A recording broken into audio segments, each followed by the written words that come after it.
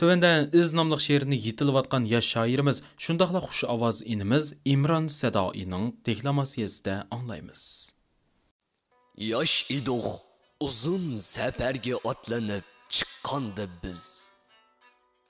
Endi otqa mingudak bo'p qoldi ana nafrimiz.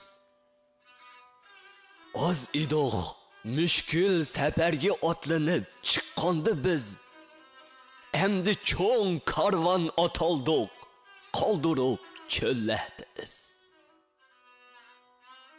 Qoldi iz cho'llar ora, gohi davonladi yana. Qoldi nini arslonlar, dashtu cho'lda qabrisiz.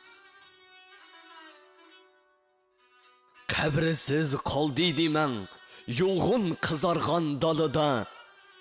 Gül çiçekki pürkünür tongni bahorda qabrimiz.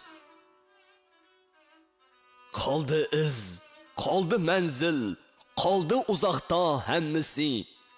Chiqsi bo'ron, ko'si qumla, ham ko'milmas izimiz. To'xtamas karvan yo'lidan, garchi otlar bek o'ruq. Tapqisi hiç bo'lmasa, bu izni bir kun navrimiz yo avri.